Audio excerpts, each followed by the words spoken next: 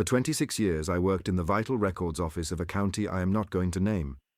And in all that time, the town we called Maren never once registered a living child. Not one birth certificate. Not one. The town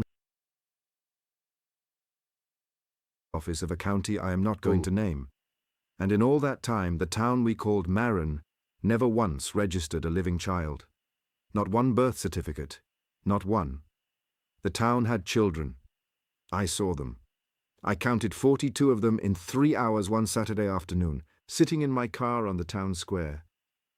But the paperwork that proves a child exists, the kind I processed 10 times a week for every other town in the county, did not exist for Maren, and when I finally found out why, I understood why my predecessor had left me a key in an envelope and 3 instructions she could not bring herself to explain.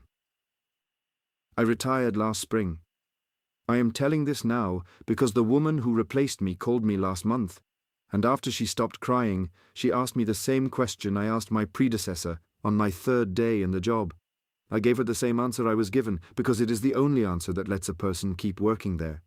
But I owe somebody the longer version, and since the people who would punish me for telling it are already aware of everything I do, I might as well say it out loud. My job, for most of those 26 years, was unglamorous in a way that suited me. I processed birth certificates, death certificates, marriage licenses, name changes, amendments, and the occasional adoption record that had to be sealed and refiled under a different number. I worked out of a brick municipal building on the square of the county seat, 2nd floor, last office on the right, behind a frosted glass door that said "Records" in black vinyl letters that had started peeling before I ever got there. We had 4 desks, 3 working computers, 1 printer that jammed if you looked at it wrong, and a back room with metal shelving that held every paper record the county had generated since 1903.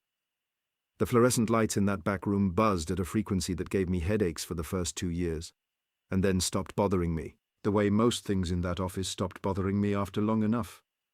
I came to the job the way most people in that county came to their jobs, which is to say, a relative knew somebody. My aunt had worked in the assessor's office across the hall, and when the previous records clerk took early retirement, she put my name in. I was 24. I had a community college certificate in office administration and a habit of showing up early, which in that building was considered a personality. I was hired on a Tuesday, started on a Thursday, and by the following Monday, I had been walked through the filing system by a woman named Lorraine, who had been doing the job for 31 years and was, by her own description, tired of it. Lorraine was the one who first told me about Maren. I am going to call the town Maren, because even now I am not comfortable using the real name.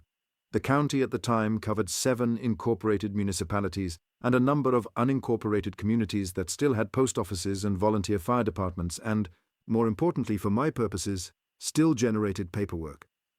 Of the 7 incorporated places, 6 functioned the way you would expect. Babies were born at the regional hospital 40 miles east.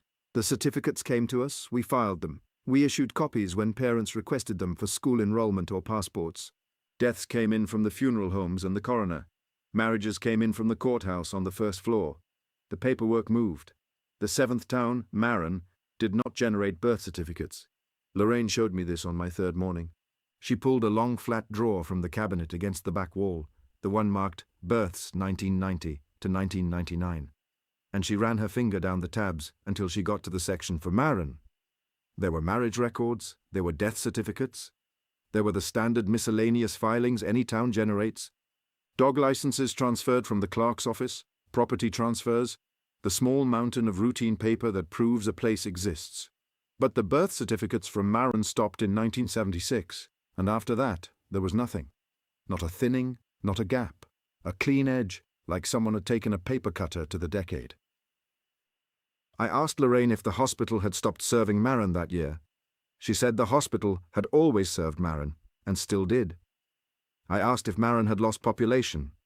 She said the census numbers were stable, around 1,100 people for as long as anyone had bothered to count. I asked the obvious question, which was where the children of Maren were being born and registered, if not through our office. Lorraine closed the drawer. She told me that we did not ask that question in this office, that the question had been asked before by people who were no longer working in this office, and that my job was to file what came in, not to inquire about what didn't. She said it kindly. She was not warning me away from something dramatic. She was telling me how the work was done, the same way she had told me which drawer held the amendment forms and which key opened the supply closet. Then she made coffee, which was bad, and we moved on to the marriage license backlog. I want to be honest about something. For the first several years, I did not think about Maren very often. The job filled the day. Paperwork arrived, paperwork went out. The phone rang with people who needed certified copies for one bureaucratic reason or another. Maren was just a town that did not show up in the birth files. And after a while it became one of the small facts of the office, the same as the way the printer jammed or the way the radiator in the back room ticked on cold mornings. You absorb things like that. You stop seeing them. What started me looking again was a phone call in my 5th year on the job. A woman called from a law firm in another state. She was handling an estate. The deceased had been born in Maren in 1981, and she needed a certified copy of the birth certificate for probate. She had the name, the parents' names, the date of birth, and a hospital record that confirmed the delivery had taken place at our regional hospital. She had everything she should have needed. She just needed me to find the certificate and send it. I checked the file. There was nothing under that name, that date, or those parents. I checked the years on either side. I checked the misfiled drawer where the occasional record ended up when someone in a previous decade had been careless. I checked the index cards we still kept as backup. Because Lorraine did not trust the computer system. I found no birth certificate for that person. I found no birth certificate for anyone born in Maren after 1976. I asked Lorraine, who was a year from retirement at that point, and had become more willing to talk about the things she had not talked about when I was new. She told me to call the hospital and ask for their copy. I called the hospital. The medical records clerk looked up the file. She told me, in the tired voice of someone who had answered this question before, that the delivery had taken place and the hospital had a record of it, but their copy of the birth certificate had been requested and pulled by our office in 1981 and never returned. She said this happened with Maren all the time, and the hospital had stopped keeping duplicates after a while because the requests always came from us and the paper always went the same direction. I told the lawyer I would have to issue a delayed certificate of birth, which is what we did when paperwork had been lost or never properly filed. I sent her the forms. She sent them back signed by the appropriate parties. I issued the certificate. The estate closed. Nobody followed up. That call sat with me for weeks afterward, and the weeks turned into something I could not put down. The hospital had records. The records had been collected. They had been collected by our office, by someone in our office decades ago, and they had not been filed in the place where they belonged. Somewhere between the hospital and the metal shelves in our back room, the birth certificates of Maren had gone somewhere else. I started looking for them. Not aggressively at first, just opening drawers I did not usually open, checking the boxes in the storage cage in the basement that nobody had inventoried since the 70s, reading the labels on the old fireproof cabinet against the east wall. The one Lorraine had told me on my first week was full of expired licenses and was not worth my time. I did this on slow afternoons. I told myself I was being thorough. I was not yet ready to admit I was looking for something specific. I did not find the missing certificates. What I found was a different cabinet. It was in the back room, against the south wall, behind a metal shelf unit that held the marriage records from the 40s and 50s. The shelf had been bolted to the floor at some point, and the cabinet behind it was only visible if you got down on your knees and looked through the gap at the bottom. It was a standard 4-drawer filing cabinet, beige, the kind every government office bought in bulk in the 60s. It had no label. It had a small brass lock above the top drawer. I could not see the back of it without moving the shelf, and the shelf was not going to move without 2 people and a dolly. I asked Lorraine about it on her last week. By then she had told me a number of things she had not told me before. She had told me that the assessor's office across the hall had a similar cabinet, and the clerk's office on the first floor had 2, and the school district administration building 3 blocks over had at least one in a basement room that the custodians had been instructed never to enter. She had told me that the keys to these cabinets had been lost officially sometime in the 80s, and that this loss had been formally noted in the minutes of a county commission meeting that I would not be able to find if I went looking, because the relevant volume of minutes had been damaged in a flood that, when I later checked the Weather Service archives and the local newspaper, had no record of having occurred. She told me these things calmly. The way she told me everything. And then she told me that on her last day she would leave me an envelope in the bottom drawer of her desk, and that I could open it or not, as I preferred. On her last day she left the envelope. I waited a week before I opened it. Inside was a small brass key, the kind that would fit a filing cabinet lock, and a single sheet of paper on which Lorraine had written, in her careful clerical hand, 3 things. The first was, "Do not open the cabinet during daylight hours." The second was, "Do not open the cabinet on a day when school is in session in Maren." The third was, "If you open it and find that a file has been added since you last looked, do not read the file, refile it, and close the drawer immediately." She had not written anything else. There was no greeting. There was no signature. There was only the key and the 3 sentences. I sat with that envelope for almost 2 years before I used the key. I want to explain that delay, because I think people who have not worked in offices like ours assume that curiosity wins quickly. It does not. In a small office, in a small town, in a job you intend to keep until retirement, you learn that some questions are professionally fatal. The people who had asked the question of Maren before me were, as Lorraine had said on my 3rd day, no longer working in the office. I had looked them up by then. There had been 4 of them across the previous 40 years. 2 had transferred to other counties.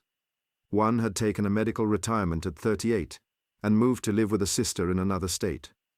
1 had simply stopped coming to work one Monday in 1987, and the official record listed her as having resigned, although no resignation letter was in her personnel file, and her final paycheck had been mailed to a forwarding address that, when I checked it later, turned out to be a vacant lot.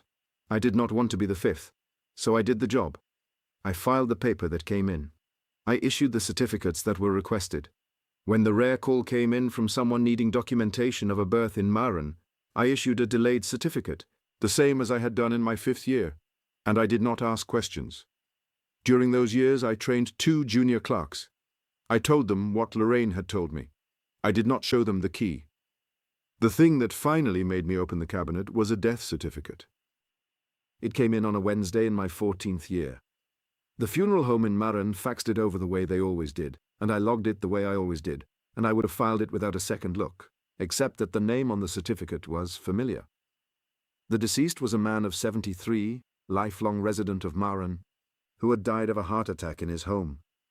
The name of his wife, also a lifelong resident, was listed in the survivor section. The name of his daughter was listed there too, and I knew the daughter's name because I had issued her a delayed certificate of birth 8 years earlier, when she had needed to apply for a passport, and the conversation had stuck with me because she had been pleasant on the phone in a way that most people in those situations are not. She had told me she was sorry I had to do the extra paperwork for her. I had remembered her. The death certificate listed her as predeceased. It said she had died in 1979 and at the age of 4, of complications from pneumonia. I sat at my desk for a long time before I picked up the phone. Then I called the funeral home. I asked if there had been an error. The director, who I had spoken with hundreds of times over the years, told me there was no error. He said the daughter listed on the death certificate had indeed died in 1979, and that the family had buried her in the Maren town cemetery, and that he had personally attended the service as a child because his father had been the director then and had brought him along. He said this without hesitation.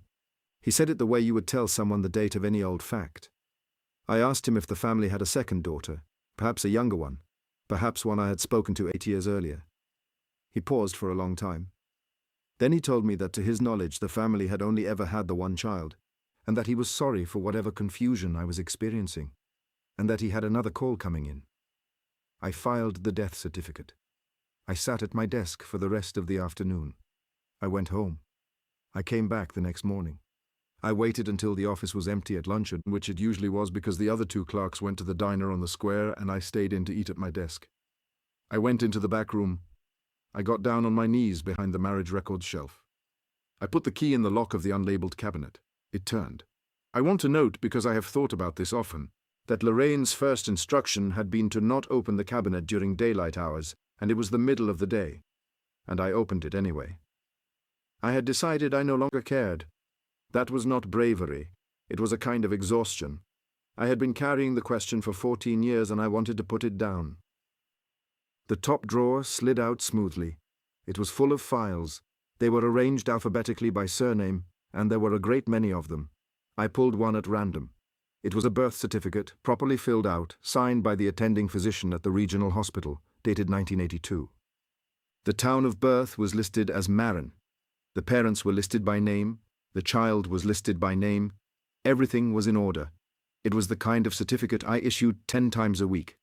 I pulled another. 1984. Properly filled out. Maren.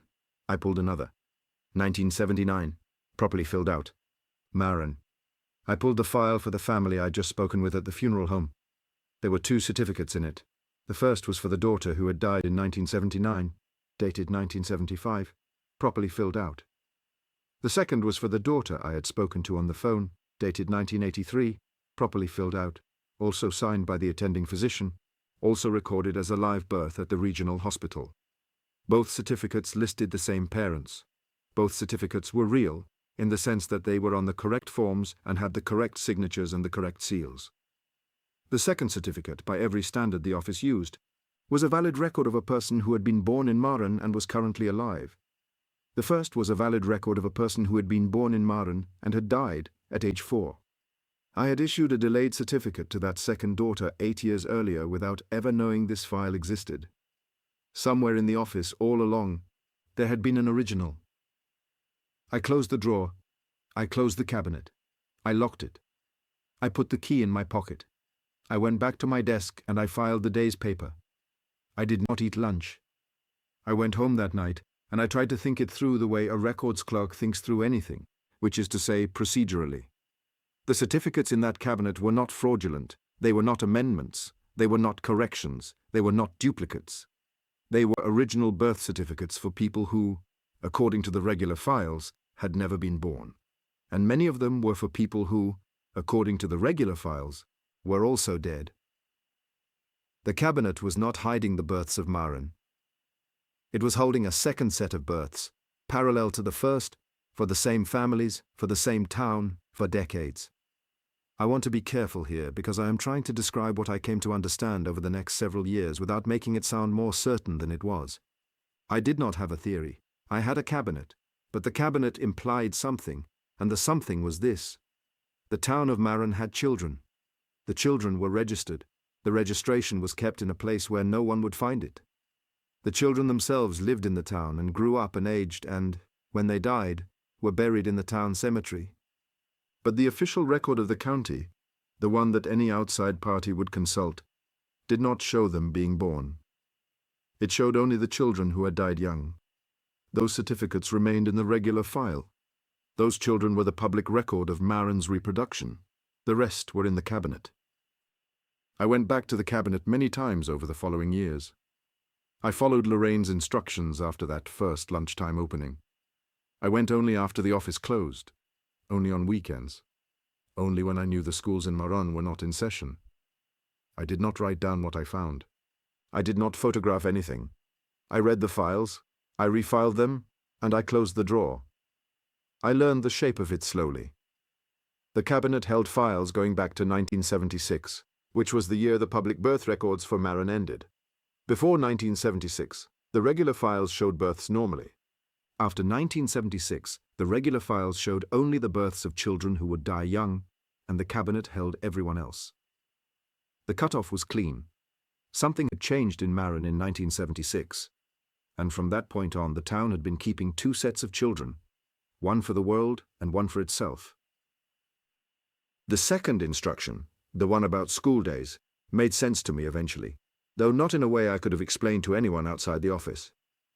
On days when school was in session in Maren, the cabinet was occasionally heavier when I tried to pull a drawer. I do not mean metaphorically. I mean that the drawer would resist, and when I forced it, the files inside would be warm to the touch, the way paper feels when it has been sitting in a sunlit window. On days when school was not in session, the drawers slid easily, and the files were room temperature. I never opened the cabinet on a school day after the first time I noticed this. I am telling you this because it is the kind of detail that I would not have believed if someone else had told it to me, and I want to be honest that I am aware of how it sounds. The third instruction, about not reading new files, was the one I broke. It was in my 19th year. I had gone into the cabinet on a Saturday in July, school out for the summer, late afternoon turning to evening. I was looking for a specific file because a delayed certificate request had come in earlier that week, and I wanted to see if the underlying record in the cabinet matched what the requester had told me. It did. I refiled it. As I was closing the drawer, I noticed a file at the front that I did not remember seeing the previous time. It was thinner than most of the others. The tab was blank. I opened it. I should not have. Lorraine had been specific, and Lorraine had not been wrong about anything else. But I opened it. Inside was a birth certificate. The form was the current one, the version we had adopted 3 years earlier. The attending physician was a doctor at the regional hospital whose signature I recognized. The town of birth was listed as Maren. The date of birth was the following Tuesday. The parents were listed. I did not know them personally, but the names were familiar from other files in the cabinet. The child was named. The certificate was complete in every respect, except that it had been issued for a birth that had not yet happened. I closed the file. I refiled it. I closed the drawer. I locked the cabinet. I did not sleep that night. On Tuesday morning I came into work and I checked the fax machine. There was a birth certificate from the regional hospital, sent by their medical records department in the routine batch, for a child born the previous evening to the parents listed in the file. The child's name matched. The doctor's signature matched. Everything matched. I logged it into the regular system because that is what the procedure required, and then at lunch I went into the back room and I opened the cabinet and I looked at the drawer where I had refiled the early certificate. The file was gone. In its place was a new file, slightly thicker, with the child's name on the tab. The certificate inside was the same one that had been faxed that morning. The earlier version, the one dated before the birth, was no longer in the cabinet. I understood then what the third rule was about. The cabinet was not a record of births that had happened. It was a record of births that were going to happen, prepared in advance, and once the birth occurred, the file updated itself to match the public version.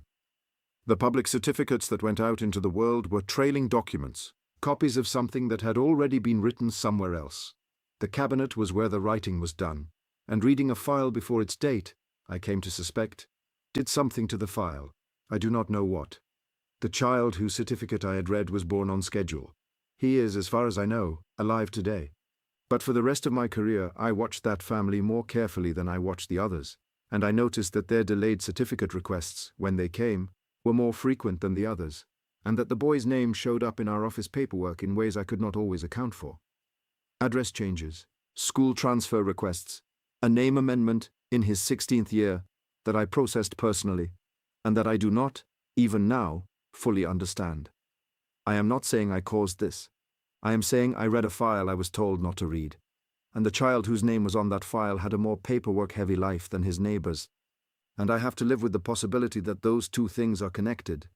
There is more I could tell you, and I will tell you some of it, because it matters to what came next. The assessor's cabinet across the hall, the one Lorraine had mentioned, I never opened, but I came to believe it held property records that anticipated transfers by years. I noticed this because the assessor would occasionally process a deed transfer for a Maren property on a Monday, and the paperwork would be dated the previous Friday, and when I checked the seller's address, it would be a Maren address, and the seller's name would not appear in any of our regular birth files. I would check the cabinet on the next weekend. The seller's birth certificate would be there, properly issued, properly dated, decades old. The cabinet had known about that person all along.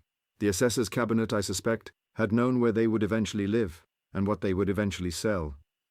There was also the school district building. In my 20th year, a custodian I had known socially for a long time told me, over a beer he should not have been drinking on his shift, that the boiler room had a door in the back wall that nobody had a key to, and that he had heard children's voices behind it on a Sunday afternoon when the building was empty. He told me this once, and only once. And when I tried to bring it up again a year later, he looked at me as though I had said something embarrassing and changed the subject. I never pushed him on it. He retired the year after that and moved to be near his grandchildren, and I have not heard from him since. In my 22nd year, I drove to Maren on a Saturday. I had never been in all that time. I had processed the paperwork of that town for 2 decades, and I had never set foot in it. I parked on the square at 10 in the morning. I sat in my car for 3 hours. I counted 42 children of school age in that time. They walked past my car. They went into the diner. They came out of the diner. They rode bicycles down the side streets. Not one of them looked at me. I am a stranger in a county of 1,100-person towns. Children look at strangers. They stare. They point. They ask their parents who that is. These children did not. They moved through the square as though my car was not there, as though I was not there. And at one point a girl of maybe 9 walked so close to my passenger side mirror that her sleeve brushed it, and she did not flinch, and she did not turn her head. I drove home that afternoon. I did not go back. In my 24th year, I got a phone call. A man said he was from the state records office. He asked me, in a very polite voice, whether I had been satisfied with my time in the position, and whether I had begun thinking about retirement. I had not, at that point, mentioned retirement to anyone. Not to my co-workers, not to my family. I had been considering it privately for about 2 months. I told him I was considering it. He told me that was good to hear, and that when the time came, the transition would be handled smoothly, and that I should not worry about leaving anything unfinished, because the office had a long memory and a good system for continuity. He thanked me for my service. He hung up. I called the state records office the next morning and asked to speak with him. They had no employee by that name. They had never had one. I retired last spring. On my last day, I left an envelope in the bottom drawer of my desk. Inside was a small brass key and a single sheet of paper on which I had written, in my own careful hand, 3 things. They were the same 3 things Lorraine had written for me, word for word. I did not add anything. I did not sign it. I did not feel I had the right. The woman who replaced me is good at the job. She is patient. She is thorough. She shows up early. She called me last month because she had opened the cabinet for the first time, and she wanted to know if what she had found was real. I told her it was. She asked me what she should do. I told her to follow the rules. She asked me what the rules were for, and I told her honestly that I did not know. That I had spent 26 years in that office, and I had never figured out who was writing the certificates, or where the cabinet came from, or what would happen if the rules were broken in a way more serious than the way I had broken them. I told her the only thing I knew for sure was that the town had children, that the children were registered, that the registration was kept somewhere it could not be reached by anyone who did not work in our office, and that the work was, in some way I could not name, part of how the children continued to exist. She asked me one more question before she hung up. She asked me whether I thought the children were real. I told her they were as real as anything we filed. I told her the certificates were valid in every legal sense. I told her the families were families, and the school was a school, and the cemetery was a cemetery, and the births were births. I told her that the only thing that was strange about the children of Maren was that the paperwork for them was done in a different room than the paperwork for everyone else, and that the room was in our building, and that for as long as someone kept doing the work, the children would keep being born. She did not ask the obvious follow-up question, which was what would happen if someone stopped doing the work. I was grateful for that. I do not know the answer, and I have been afraid, since I retired, of finding out. I drove past the municipal building last week. It was a Thursday afternoon, a little after 4. The light was on in the second-floor window, last office on the right, behind the frosted glass that still says records in peeling black vinyl. I could see the shape of my replacement at her desk, head bent, working through the day's paper the way I had worked through it for 26 years. The window of the back room was dark, as it should have been. The cabinet, I know, was locked. The key was in the bottom drawer of her desk. The schools in Maren were in session, because it was a Thursday in April, and somewhere in that cabinet a drawer was warm to the touch. And somewhere in Maren a child I will never meet was sitting in a classroom. And somewhere on a form that had not yet been faxed to anyone, that child's name was already written.